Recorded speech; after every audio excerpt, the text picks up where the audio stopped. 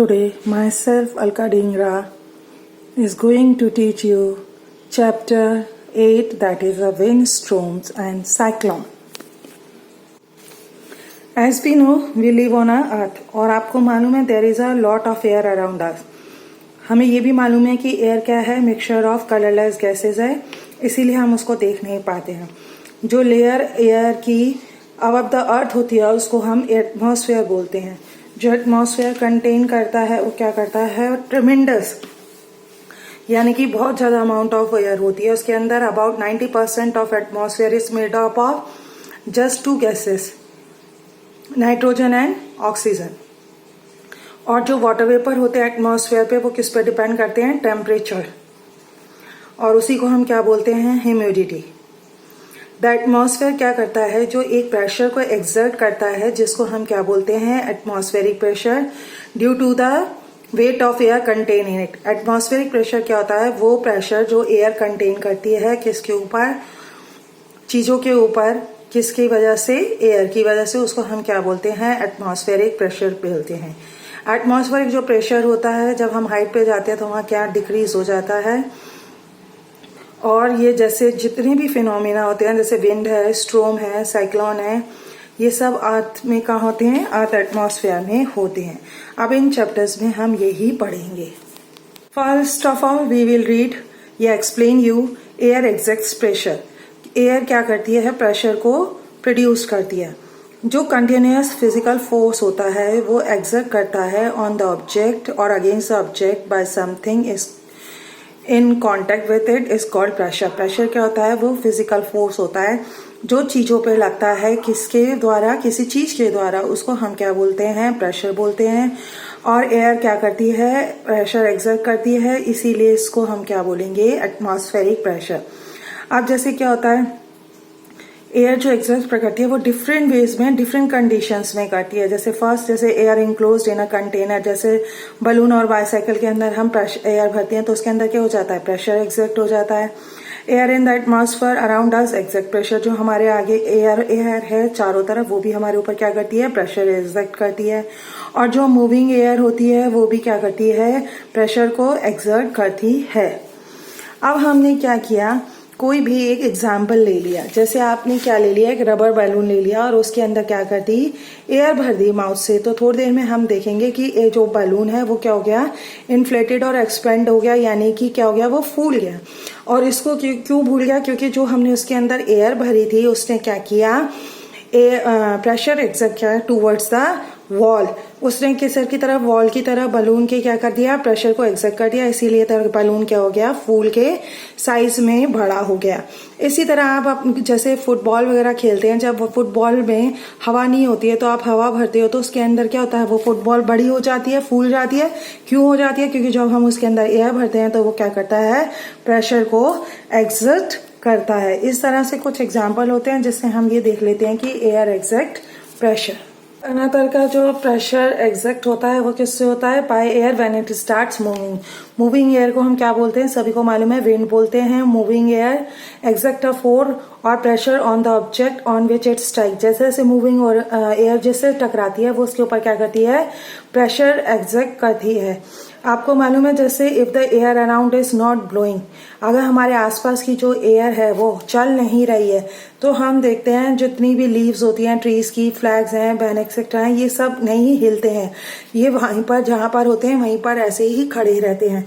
लेकिन जैसे ही air blow होती है तो आप देखते हो कि पेड़ों की पत्तियां हिलने लग जाती हैं, फ्लैग हिलने लग जाते हैं, बैनर्स हिलने लग जाते हैं. क्यों, क्योंकि जो एयर जब मूव करती है तो वो उनके ऊपर क्या करती है, प्रेशर एक्सर्ट करती है, और उसी की वजह से ये सब क्या करने लग जाते हैं, मूव करने लग जाते हैं. तो इसी को हम क्या बोलते हैं, लेकिन तब कब, जब विंड ब्लो करती है. आपको मालूम है जो होल्स होते हैं यूजुअली हैंगिंग बैनर्स में और होर्डिंग्स में होते हैं. क्यों, जैसे जैसे हाई स्पीड अगर विंड आए और उनके ऊपर से गुजरेगी तो वो उनको क्या करती है, डैमेज नहीं करती है, और वो उस फोर्स से या प्रेशर से नीचे नहीं गिरते हैं.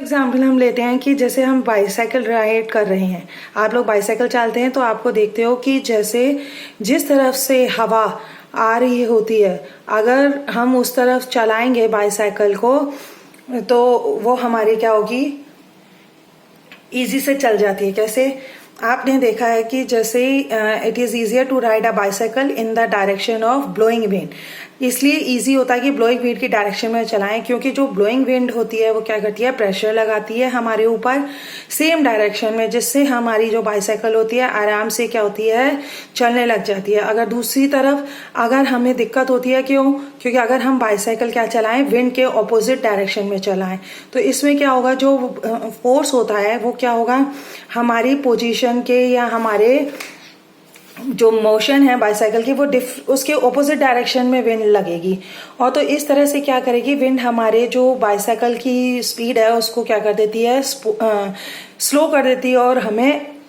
पैडल चलाने में दिक्कत होती है। इसीलिए हमें बाइसाइकिल चलाने में दिक्कत। एग्जाम्पल हम लेते हैं, bye rowing a boat in the lake, we find it easier to row the boat forward if the wind is coming from behind us। अब इसमें क्या होता है, जैसे हम कोई भी नाव वगैरह चला रहे हैं, तो इसीलिए हमें बोट चलाने में तब इजी होगा जब हमारे हवा हमारे कहाँ से आ रही होगी, पीछे से आ रही होगी। क्यों, जैसे ही हवा हमारे पीछे से आएगी तो वो हमारे ऊपर पीछे हमारे क्या करेगी, प्रेशर लगाएगी, और हम क्या करेंगे, आगे की तरफ चलेंगे। अगर वो हमारे सामने की तरफ से आएगी तो हमारे ऊपर सामने से प्रेशर लगाएगी, तो हम पीछे की तरफ मूव करेंगे। तो इसीलिए जब भी जो विंड ब्लो हो वो हमारे बैक में होगी, तो हमें बोट को चलाना इजी होगा। पता है कि when we are flying a kite then the wind coming from above us side helps। अब ये कहता है जैसे हम कोई भी पतंग उड़ा रहे हैं तो वो विंड जो हमारे बैक से आएगी तो वो हेल्प करती है। कैसे, जैसे विंड जो हमारे पीछे से आती है वो किससे टकराएगी, काइट से टकराएगी, और उस पर प्रेशर डालेगी, और इससे क्या होगी, काइट हवा में तेजी से ऊपर की तरफ उड़ जाएगी। अगर वो हमारे काइट की तरफ से आ रही है तो वो काइट को प्रेशर डालेगी, तो वो क्या होगी, गिर के नीचे गिर जाएगी। तो इस तरह से हमें पता चलता है कि अगर विंड ब्लो होती है सेम डायरेक्शन में in which the object is blowing, it makes the movement of object easier. On the other hand, if it blows in an opposite direction to the motion of the object, it make the movement of the object difficult। इससे हमें क्या पता चला कि जो हवा जिस direction में ऑब्जेक्ट है, अगर उसी डायरेक्शन में हवा बह रही है तो वो ऑब्जेक्ट आसानी से क्या करता है, मूव करता है। लेकिन अगर जैसे ही जिस डायरेक्शन में ऑब्जेक्ट मूव कर रहा है लेकिन हवा ऑपोजिट डायरेक्शन से आ रही है, तो क्या होगा, वो हमें उसे चलाने में दिक्कत होगी। नेक्स्ट टॉपिक जो आता है वो क्या आता है, एयर एक्सपेंड्स ऑन हीटिंग। जब हम किसी चीज को गर्म करते हैं तो हवा क्या होती है, एक्सपेंड करती है। When air is heated its volume increases and it occupies a bigger space. जब हम हवा को गर्म करते हैं तो उसका वॉल्यूम क्या हो जाता है, इंक्रीज हो जाता है, और वो बहुत ज्यादा जगह ले लेते हैं। तो इससे ये पता चलता है कि एयर एक्सपेंड ऑन हीटिंग। इस फैक्ट से क्या कर सकते हैं, हम एक एक्सपेरिमेंट कर सकते हैं कि हमने कोई भी क्या ले लिया, बॉइलिंग ट्यूब ले लिया, और उसके ऊपर क्या लगा दिया, बलून उसके माउथ पे हमने स्टिक कर दिया और उसको टाइटली कवर कर दिया उससे। अब हमने क्या किया कि उसको जो नेक ऑफ बॉइलिंग ट्यूब है उससे रैप कर दिया, जिससे उसको क्या हो, जब हम गर्म करें तो वो बलून बाहर नहीं लेके। अब हमने क्या किया, हमने कुछ वाटर लिया बीकर के अंदर गर्म, और उसके अंदर हमने वो क्या कर दिया, बॉइलिंग ट्यूब को रख दिया। 2-3 मिनट में आप देखेंगे कि जो बलून है वो धीरे धीरे फूलता जा रहा है, यानी कि इन्फ्लेटेड होता जा रहा है गर्म होने से। कैसे, जैसे ही उसमें बॉइलिंग पॉइंट इज प्लेस्ड। अब क्या होगा, जैसे हमने बॉइलिंग ट्यूब को जैसे ही हॉट वाटर में रखा तो एयर जो बॉइलिंग वाटर के बीकर के अंदर बॉइलिंग ट्यूब के अंदर थी वो क्या हो गई, गर्म हो गई, एक्सपेंड हो गई, और उसका वॉल्यूम क्या हो गया, इंक्रीज हो गया। और जो इंक्रीज ऑफ वॉल्यूम एयर ने क्या किया, बलून को फिल कर लिया, जिससे बलून क्या हो गया, इन्फ्लेटेड हो गया। तो इससे हमें ये पता चला कि expansion of air on heating, कि हमेशा जब हम कोई चीज गर्म करते हैं अगर उसके अंदर एयर है तो वो क्या हो जाएगी, एक्सपैंड हो जाएगी, यानी कि बिखर जाएगी, और इससे वजह से क्या हुआ, ये बलून फैला। नेक्स्ट टॉपिक होता है hot air is lighter than cold air. अब हम देखते हैं जो हॉट एयर होती है वो हमेशा कोल्ड एयर से लाइट होती है। अभी हमने देखा था कि हमने स्टडी किया कि एयर एक्सपेंड होती है किस पे, हीटिंग पे, और वो ऑक्यूपाइज करती है मोन पेज पे। तो लेकिन जैसे ही when the same occupies it becomes lighter, वो क्या हो जाती है, हल्की हो जाती है। तो इसीलिए हॉट एयर हमेशा क्या होती है, कोल्ड एयर से लाइट होती है, और इसी तरह से वो राइजेज अप, यानी कि ऊपर की तरफ उड़ने लग जाती है। अब हमने कोई भी एक्टिविटी ले ली जिससे पता चल जाएगा कि क्या होता है, utilize touching hot air balloon. अब आप क्या है, आप देखते हो कि आप जो बलून उड़ाते हो, अगर सिंपल सा बलून है जिसके अंदर आपने सिंपल एयर फिल करी है, उसको अगर आप हवा में उड़ाओगे तो वो नहीं उड़ता है। लेकिन आपने एक बलून लिया, उसके अंदर हॉट एयर, जैसे आप देखते हो ना जिनको गैस के बलून बोलते हो आप, उसके अंदर जब वो हॉट गैस होती है तो आप उसको हवा में ऊपर उड़ाते हो तो वो आसानी से ऊपर की तरफ उड़ने लग जाता है। तो ये एक्टिविटी शो करती है कि hot air is always lighter than the cold air. How wind is produce. अब विंड कैसे प्रोड्यूस होती है, आपको मालूम है विंड क्या है, मूवमेंट ऑफ एयर है। वो किस पे डिपेंड करती है, डिफरेंस इन एयर प्रेशर पर। कहाँ पर, दो रीजन के एयर्स पे। आपको मालूम है जब air from the region of high pressure, जहां पे कहीं पर हाई प्रेशर है, वहां से एयर अगर मूव करती है तो वो किधर की तरफ मूव करेगी, जहां पर क्या होगा, लो एयर प्रेशर होगा। तो the greater the difference in air pressure the faster the air moves. जितना एयर के अंदर, एयर प्रेशर के अंदर डिफरेंस होगा, उतनी ही तेजी से क्या चलेगी, हवा चलेगी। इसीलिए जो उसकी स्पीड होती है वो किस पे डिपेंड करती है, difference in air pressure between two region. अब आपको मालूम है जो अनइवन हीटिंग होती है ऑन द अर्थ, तो वो भी क्या होती है, मेन कॉज होती है किसकी, विंड मूवमेंट पे। अब कैसे होती है आपको हम बताते हैं। जो इक्वेटर ऑफ द अर्थ होता है उस पे क्या होता है, वो मिनिमम डिस्टेंस होता है फ्रॉम द सन।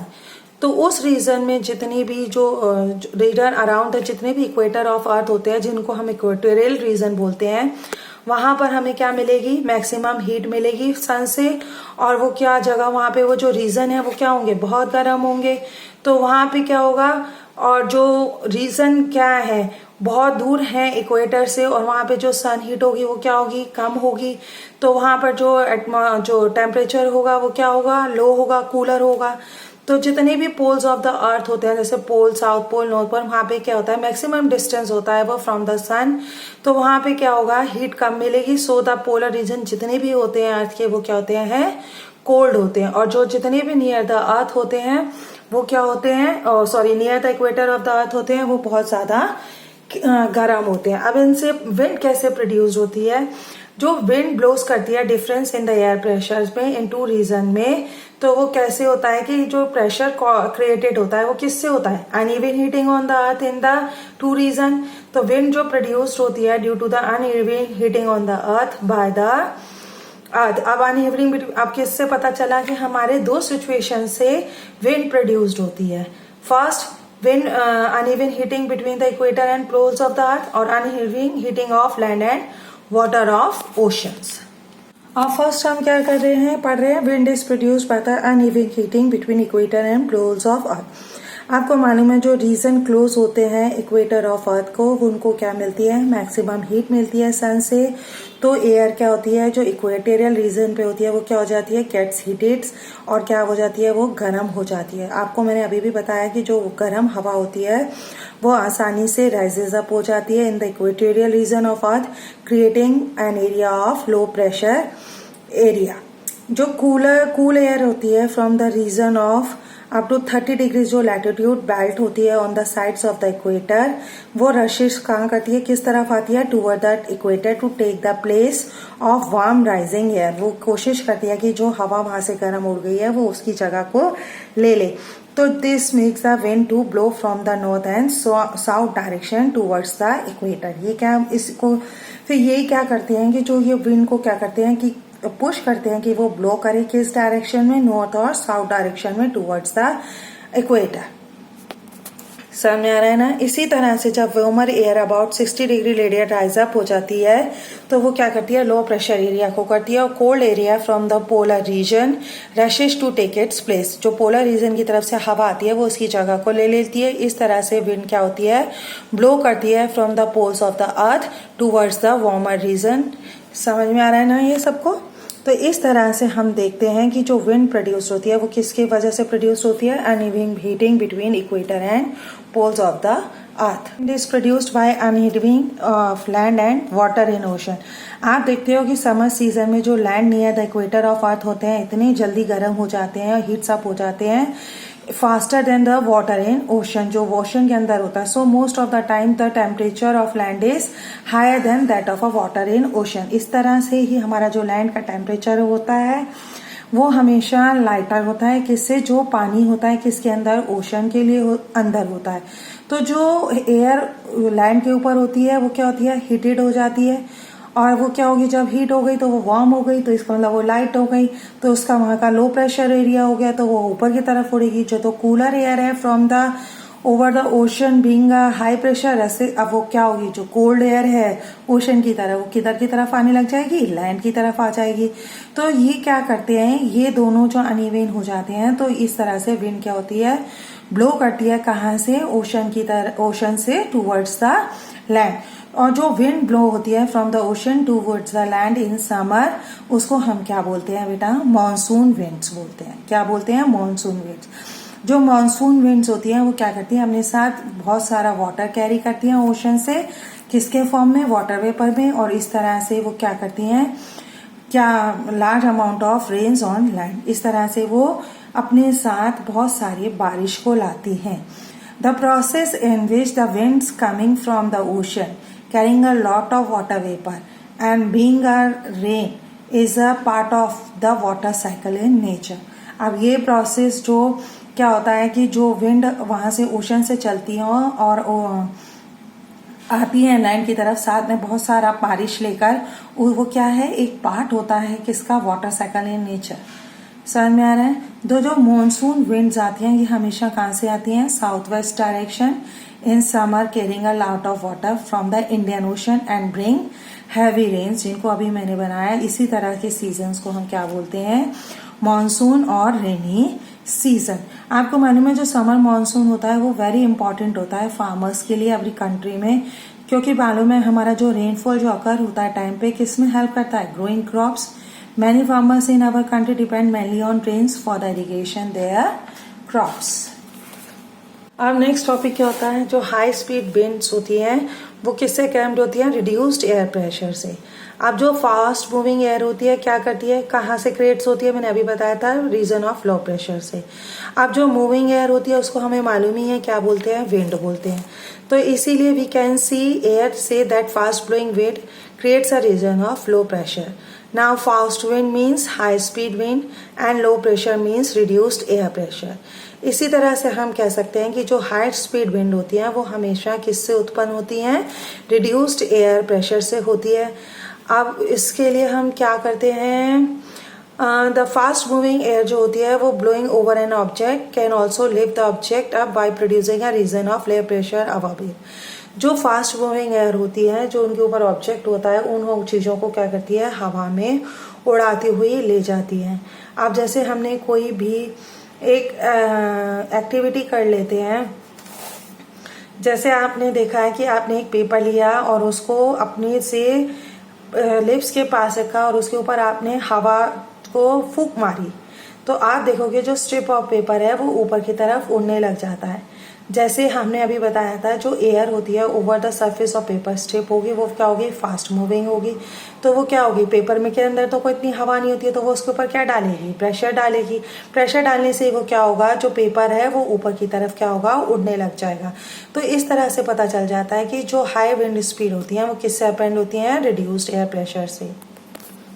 अब हम देखते हैं कि जब हाई स्पीड होती है, जैसे रूफ ऑफ हाउस हो या जो होते हैं पेपर स्ट्रिप्स होती हैं, या आपने देखा है गांव में जो झोपड़पट्टी होती है वो जब तेज आंधी या तूफान हवा आती है तो वो उड़ जाती हैं। क्यों उड़ जाते हैं? क्योंकि जब हाई विंड फ्लो करती है उनके रूफ ऑफ हाउसेस पे, they will reduce the air pressure above the roof. जो रूफ पे प्रेशर उसका है उसको रिड्यूस कर देती है और इसीलिए हाउस के जो रूफ्स होते हैं वो क्या? वीक हो जाते हैं। और जो हाई एयर प्रेशर जो आ रहा होता है हवा से वो उसकी रूफ को क्या करती है? लिफ्ट अप कर देती है और अपने साथ उड़ाती हुई ले जाती है। इसीलिए जो वीक रूफ ऑफ हाउस होते हैं, जैसे आपने देखा है टिन रूफ होते हैं, जो घास फूस की छतें बनी होती हैं, वो हवा के साथ कैसे उड़ती हुई चली जाती है। आता है wind speed and wind direction. Wind speed and wind direction plays an important role in the formation of storms such as thunderstorms, cyclones and tornadoes। तो it is therefore necessary to measure wind speed and wind direction at a place. Wind speed और wind direction बहुत important role करती हैं किसके अंदर, जब कोई आंधी आती है या थंडर स्टॉर्म आता है या टोरंटो आता है। तो इसीलिए ये नेसेसरी है कि हम विंड स्पीड और विंड डायरेक्शन को उस चीज की को डिटेक्ट करें और देखें कि वो कितनी स्पीडी से आ रहा है। द विंड स्पीड जो मेजर होती है इंस्ट्रूमेंट से उसको हम क्या बोलते हैं, एनोमीटर बोलते हैं। ये क्या होता है, मॉन काइट का, तो इसके अंदर 4 कप्स होते हैं माउंटेड एक रॉड पे लगे होते हैं जो क्या करते हैं, फ्रीली रोटेट करते हैं। तो cup catch the wind and rotate, जैसे हवा चलती है ये रोटेट करने लग जाती है। जितनी जल्दी से ये रोटेट करते हैं उसी से हम क्या करते हैं, उसके एट द बेस पे उस पे क्या लगा होता है, एनोमीटर्स के, तो उस पे उसकी क्या होती है, स्पीड आने लग जाती है। अब wind can blow from different direction, wind भी क्या होती है, डिफरेंट डायरेक्शन में ब्लो करती है। तो जिस डायरेक्शन से विंड आ रही है तो उसको हम एक इंस्ट्रूमेंट से नापते हैं जिसको हम क्या बोलते हैं, विंड वेन बोलते हैं। अब हम देख लेते हैं from which wind is blowing by rocking the wind way. अब हम विंड वेन को देख लेते हैं, जैसे ही विंड वेन जिस डायरेक्शन में घूमता है उससे पता चल जाता है कि हवा की डायरेक्शन क्या है। हाई स्पीड जो विंड होती है वो क्या होती है, बहुत ही ज्यादा डिस्ट्रक्टिव होती है, यानी कि बहुत ज्यादा नुकसान होती है। जो विंड प्लेस करती है किसमें करती है, किसके फॉर्मेशन में हेल्प करती है, thunderstorm, cyclones, tornadoes, which can cause disaster. अब स्टॉर्म क्या होता है आपको मालूम है, period of a violent weather होता है विद अ स्ट्रॉन्ग विंड्स और एंड यूजुअली रेन, और उसके साथ क्या होती है, लगातार बारिश आती रहती है। तो ये क्या करते हैं, बहुत ज्यादा नुकसान पहुंचाते हैं, जिसको हम हिंदी में तूफान बोलते हैं। सेकेंड क्या होता है, लाइटिंग। आप देखते हो जब बहुत ज्यादा बारिश होती है तो आपको आसमान में एक लाइट दिखाई देती है जिसको हम क्या बोलते हैं, लाइटनिंग। वो क्या होती है, ब्राइट फ्लैश ऑफ लाइट होती है और इसी की वजह से होता है अगर ये कहीं पर भी गिर जाती है तो बहुत ज्यादा नुकसान करती है। और थर्ड जो होता है वो क्या होता है, थंडर होता है। इससे क्या होता है, जब आप देखते हो बारिश होती है, आंधी तूफान जब आता है, लाइटनिंग हो रही होती है तो उसके साथ बहुत तेज तेज बादल भी गरजते हैं और उसके अंदर क्या होती है, आवाजें होती हैं, उसको ही हम क्या बोलते हैं, थंडर बोलते हैं। Thank you. I hope you will understand the chapter.